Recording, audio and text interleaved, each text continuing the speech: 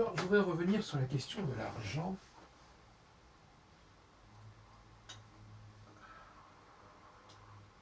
Alors, par exemple,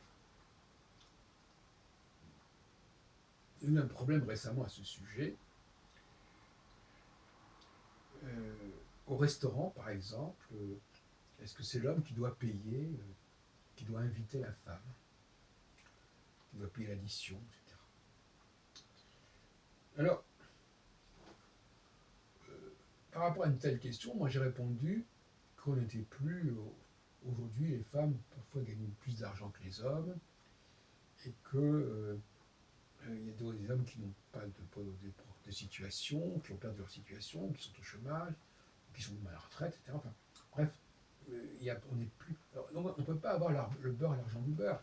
Il ne faut pas à la fois que les femmes revendiquent le droit du travail, etc., et d'accéder à des postes rémunérateurs, et continuent à penser que c'est les hommes qui doivent payer quand ils sont invités.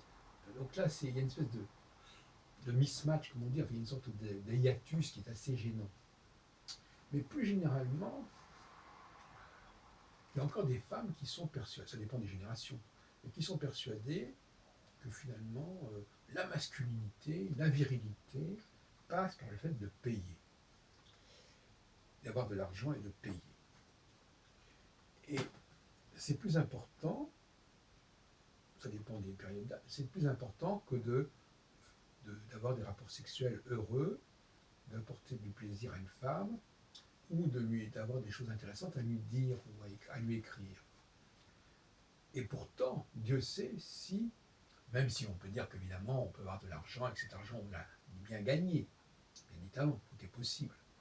Mais dans bien des cas, cet argent il n'a pas été bien gagné, il peut avoir été hérité, il peut avoir été obtenu dans des conditions douteuses.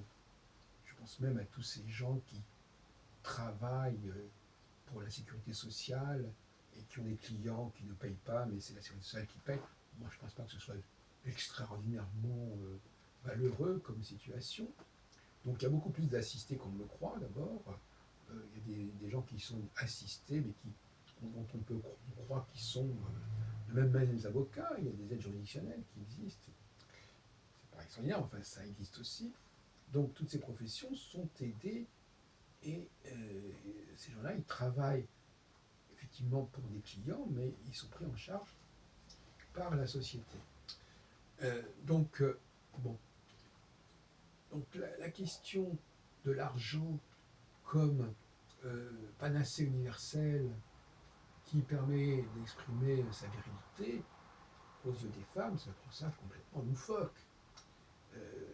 Il faut vraiment être complètement frigide et rigide pour préférer de l'argent ou de ce que l'argent peut acheter à quelque chose qui vient réellement de la personne, de l'homme en l'occurrence, par son talent, par sa capacité physique et intellectuelle à créer, à produire des choses.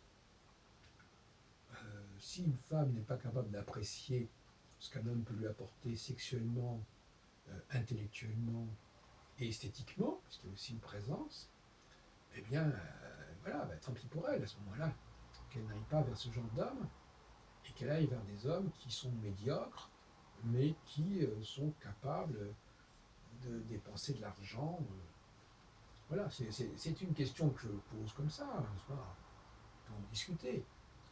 Mais l'argent, c'est quelque chose qui peut avoir tellement de sources, on ne sait jamais d'où ça vient, alors que quand on fait l'amour avec un homme, on sait d'où ça vient. Et quand on écoute quelqu'un vous parler et vous discuter avec vous, on sait d'où ça vient. Par contre, l'argent, on ne sait pas d'où ça vient. Et quand bien même on le saurait, c'est comme on dit, comme disait, je crois que Vespasien, l'argent n'a pas d'odeur.